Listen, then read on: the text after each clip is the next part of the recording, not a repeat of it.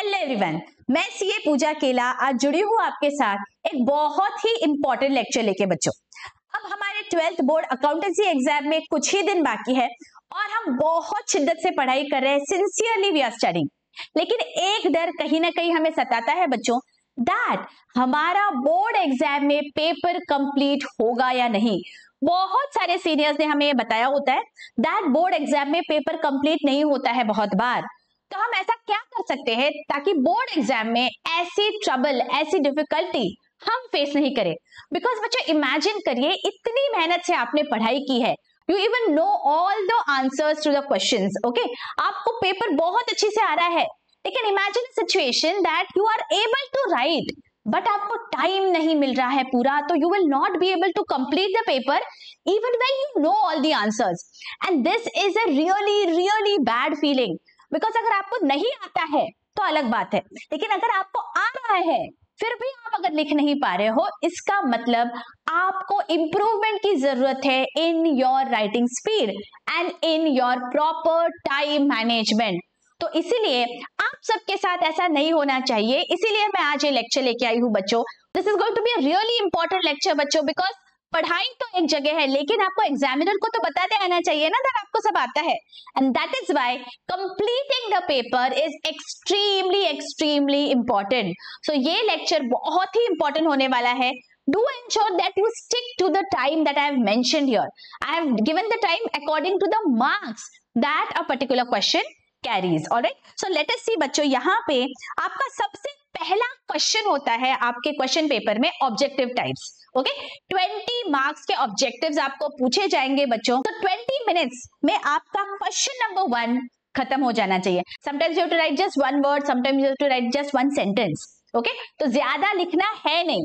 अच्छा, लेकिन यहाँ पे सोचना अच्छी से है आपको, बिकॉज ये जो ऑब्जेक्टिव टाइप्स होते हैं बच्चों, यहाँ पे आपको पूरे की पूरे 20 मार्क्स स्कोर करने ही है। आपको पूरी जान लगा देनी है टू एंश्योर दैट आप पूरा यहाँ पे स्कोर कर लो। दैट इज वाई ये जो रिमेनिंग टाइम अभी आपके पास है, एंश्योर दैट ऑब्जेक्टिव्स पे बहुत ज्यादा फोकस करो बच्चों। ओके, बिकॉज देखिए इतने कम समय में 20 मिनट्स में 20 मार्क्स मिल जाएंगे आपको। सो 1/4 of the paper you can finish in 20 minutes. Alright, इसका मतलब अगर आपने 3 बजे पेपर स्टार्ट किया है, सो 3:20 तक आपका फर्स्ट क्वेश्चन खत्म हो जाना चाहिए। Alright, now moving to the second question. Second question में आपको और देते हैं बच्चों, there is an option to choose between admission and retirement. तो कैसे करेंगे आप यहाँ पे, बिकॉज ये 10 मार्क्स का क्वेश्चन है, मैंने यहाँ पे आपको 25 मिनट्स दिए हैं सॉल्व करने के लिए। अब ये थोड़े ज्यादा है बच्चों, these many minutes I have given you all primarily because आपको यहाँ पे पहले तो चूज करना है विच क्वेश्चन टू अटेम्प्ट। ये बहुत इंपॉर्टेंट डिसीजन होगा। अगर आपने एडमिशन और रिटायरमेंट दोनों चैप्टर्स पढ़े हैं बच्चों, तो पहले आप क्विकली स्कैन कर लो दोनों भी क्वेश्चंस को, बहुत डिटेल में नहीं पढ़ना है। Quickly you are going to read the adjustments given, additional information जो भी दी होगी, and then you are going to pick one जो आपको ज्यादा अच्छी से सॉल्व करते आ रहा है, जिसमें आपको लगेगा दैट आप बहुत अच्छे से लिख पाओगे, तो वो वाला क्वेश्चन आपको अटेम्प्ट करना है। Always remember, for all the options you are first going to read both the questions. मैं बहुत बार देखती हूँ बच्चे क्या करते हैं, एक ही क्वेश्चन पढ़ लेते हैं and then they will solve it. फिर हाफ द वे आप सॉल्व करते हो, फिर आपको रियलाइज होता है कि अरे नहीं, ये एडजस्टमेंट में तो मैं अटक गई, फिर अभी क्या, फिर again you are going to solve the other option. तो इसमें क्या हो गया, बहुत ज्यादा टाइम वेस्ट हो गया। बच्चों रिमेंबर, जब भी आपको इस तरह से ऑप्शन है, तो even if you solve correctly, दोनों भी आपने अगर सॉल्व कर दिए, आपको मार्क्स तो सिर्फ एक का ही काउंट होने वाला है ना, बिकॉज ये ऑप्शन है। ऐसा तो नहीं होगा दैट आपने एडमिशन और रिटायरमेंट दोनों सॉल्व कर दिए तो आपको 10 + 10 20 मार्क्स मिल जाएंगे इस क्वेश्चन के लिए। नहीं, आपको मैक्सिमम इस क्वेश्चन के लिए 10 मार्क्स ही मिलेंगे। ठीक है, तो एक क्वेश्चन ही आपको पिक करना है और उसी को पूरा सॉल्व करना है। ऑलवेज रिमेंबर, अकाउंटेंसी में स्टेप बाय स्टेप मार्क्स होते हैं बच्चों। ओके, तो even if you feel that आपको कहीं ना कहीं कुछ ना कुछ थोड़ा डिफिकल्ट जा रहा है, so you can leave that, but rest question बहुत अच्छी से सॉल्व करो। एंश्योर दैट वो सारे स्टेप्स आप फॉलो करो जो आपको ऑलरेडी आ रहे हैं। अगर कुछ गलती भी हो जाती है तो स्टेप्स के मार्क्स तो जरूर मिल जाएंगे। So do that calculation in your mind for the first 2-3 minutes, then pick up one question and then solve it. Okay, that is why I have given you all 25 minutes. This applies to question number 3 as well. Dissolution or bills of exchange. both the questions you are going to read. Bills of exchange में आपको क्या क्या पूछा गया, कैसे, आपको एक बार दिमाग में you have to quickly solve it. Okay, दिमाग में आप देख लो, अच्छा मुझे रिन्यूअल आता है, रिटायरमेंट मुझे आता है, okay, I can solve this question. Dissolution में आप देख लो that okay, assets are realized, liabilities are paid off, dissolution expenses है, क्या क्या आ रहा है, ये सब आप एक बार रिवाइज कर लो दिमाग में, then choose which question you have to pick. Okay, that is why again question number 3 को मैंने 10 मार्क्स के लिए आपको दिए हैं 25 मिनट्स. ऑलराइट, तो इतना समय शायद नहीं लगेगा आपको, तो अगर एक्स्ट्रा समय बच जाता है तो प्लीज वेस्ट मत करिए, go through the next question solve. Okay, because you never know कहां पे आपका ये एक्स्ट्रा टाइम यूटिलाइज हो जाएगा. प्लीज ऐसे बिल्कुल भी मत करना कि आपको अगर कम समय में आपका कोई क्वेश्चन कंप्लीट हो रहा है तो आप टाइम पास करने लग जाओ, स्पीड स्लो कर दो लिखने की. Don't do that. अकाउंटेंसी में पेपर कंप्लीट नहीं होता है बहुत बार, तो अगर आपको कम समय लग रहा है किसी एक क्वेश्चन में, use that time for the next question in ensuring that you solve the entire question properly बच्चों. Okay, so next 25 minutes में you are going to solve question number 3. Now question number 4 and 5 में again you are having options, तो आप वहां पे भी properly read करोगे. You will choose your option wisely and then you are going to give next 20 minutes to question number 4 and 20 minutes to question number 5. Okay, यहाँ पे बच्चों मैंने आपको बताया हुआ है that ये जो 4 चैप्टर्स है इसमें से आपको 3 चैप्टर्स तो करने ही हैं बच्चों. अभी भी कुछ नहीं बिगड़ा है. अगर आपने 3 चैप्टर्स नहीं किए हैं प्लीज डू दैट, बिकॉज गलती से ऐसे अगर हो जाता है दैट आपने जिस चैप्टर पे फोकस किया है उस चैप्टर से अगर कुछ ट्रिकी एडजस्टमेंट आ जाती है और दूसरे वाले चैप्टर से जहां पे आपने ऑप्शन में छोड़ा था वहां से कुछ इजी आ जाता है, then you are going to repent later that अरे मैंने वो चैप्टर कर लेना चाहिए था. अब देखो मैथ्स के बाद या एसपी के बाद आपको बहुत टाइम मिला है अकाउंटेंसी के पेपर के लिए, सो गिव योर बेस्ट इस पेपर के लिए. ओके, अगर अभी भी आपको लग रहा है कि आपने करना चाहिए कोई chapter, please do that. Okay, and to help you all to make your life easier I have given you all one shot lectures for all the chapters. अगर आप वन शॉट लेक्चर देख लेते हो ना तो 90% I have covered everything. Okay, 1 or 2 difficult adjustments are there जो आपको problem से करने. That is it. So one shot lectures and past year questions are a must for all the chapters. एक बार आप वो कर लोगे ना बच्चों तो आपको कॉन्फिडेंस आ जाएगा that okay, past year के questions भी हम सॉल्व कर पा रहे हैं, मतलब हमें आ जाएगा पेपर में लिखने. Okay, so ensure that you go through those lectures as well. Now moving to the most important questions from our exam, question number 6 and question number 7. Okay, यहाँ पे ज्यादा मार्क्स के क्वेश्चंस पूछे जाते हैं, 12 marks each. There is no option here. You have to solve this. Okay? तो जैसे ही ये क्वेश्चन आपको एक बार स्कैन करके तुरंत सॉल्व करना स्टार्ट कर देना है. पूरे 30 मिनट्स ईच आपको लेने हैं for solving these questions. Okay, अब बच्चों जहां जहां आप टाइम सेव कर सकते हो प्लीज डू दैट.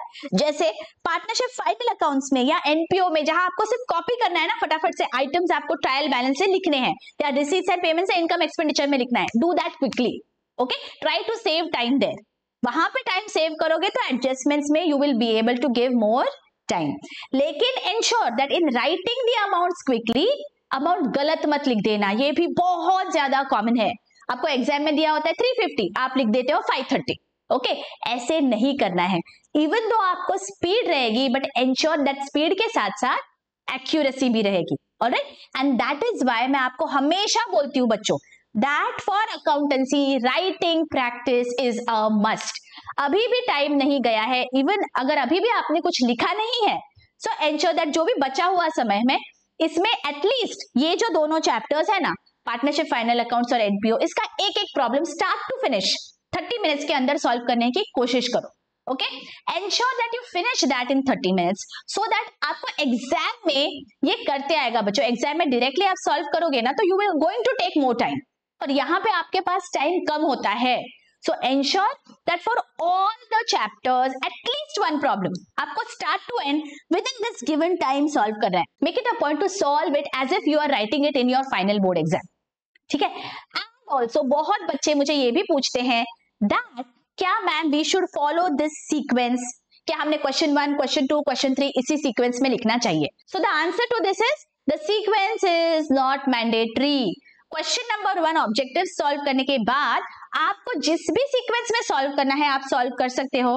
अगर आपको लगता है दैट क्वेश्चन 6 और क्वेश्चन 7 आपको पहले सॉल्व करना है बिकॉज ये बड़े क्वेश्चंस है, ज्यादा मार्क्स कैरी करते हैं, तो ज्यादा पेपर आपका कंप्लीट हो जाएगा, then you will get more confidence, do that. Okay जहां पे भी आपको लग रहा है दैट ये क्वेश्चन है ना मुझे ज्यादा आ रहा है, 100% आ रहा है, एक्यूरेटली आ रहा है सॉल्व करते, solve that question first. Okay always remember, सारे एग्जामिनेशंस में हमने सबसे पहले वही क्वेश्चन सॉल्व करना चाहिए जहां पे हमें कॉन्फिडेंस है दैट ये वाला क्वेश्चन मुझे बहुत अच्छी से सॉल्व करते आ रहे हैं। लेकिन एक गलती यहाँ पे हो सकती है दैट अगर हम सीक्वेंस में सॉल्व नहीं करते तो कहीं ना कहीं ये भी हो सकता है बच्चों that we entirely skip any question. मतलब बिकॉज आप कभी 1 सॉल्व करोगे, 6 सॉल्व करोगे, फिर 2 सॉल्व करोगे, इस तरह से आप जब ऊपर नीचे करते हो तो हो जा सकता है that you will forget, you will skip an entire question. तो वो भी मत करना। Okay and that is why I always tell you all that question paper में बस इतना टिक कर सकते हो आप। ओके आप बस टिक कर लो जो जो आपने सॉल्व किया है, so that you don't forget solving any question. I know this sounds very silly, किसी स्टूडेंट से ये भी हो जाता है that you skip an entire question. Okay, फिर घर आके रियलाइज होता है कि अरे ये तो सॉल्व ही नहीं किया। So please don't do this silly mistake. I hope ये आपको टाइम अच्छी से समझ गया है बच्चों, that किस तरह से you have to adhere to this time. Okay, अगर आप देखें तो ये जो टोटल है ये 170 मिनट्स आता है बच्चों। ठीक है, अगर आप चाहते हैं तो स्क्रीनशॉट ले लीजिए इसका। 170 मिनट्स है टोटल टाइम। आप बोलोगे 3 घंटा है तो 180 मिनट्स होना चाहिए। सो ये जो 10 मिनट्स है ना ये बफर मैंने दिया है, बिकॉज कहीं हो सकता है दैट आपको 2-4 मिनट ज्यादा लग जाए किसी प्रॉब्लम में, या फिर में आपको एक बार सब गो थ्रू करना होता है दैट आपने क्वेश्चन नंबर्स प्रॉपर लिखे हैं ना, ये आपने आपका सीट नंबर प्रॉपर लिखा है ना, तो इसके लिए जो एक्स्ट्रा समय चाहिए वो यहाँ पे मैंने बफर दिया है आपको। Getting it? सो इस तरह से टोटल 180 मिनट्स में आपका पूरा पेपर सॉल्व हो जाएगा बच्चों। Believe me, if you stick to this, you will be able to complete the paper in time. I hope you all are going through the past year question papers, one-shot lectures and last day revision lectures that I have given you all. अगर अभी भी आपने नहीं देखे, I am giving the link here. Do go through those lectures. And अगर कोई भी doubt है बच्चों, do ask in the comment section. I am definitely going to answer your queries. मिलती हूँ आपको नेक्स्ट लेक्चर में। Till then, study hard. All the best.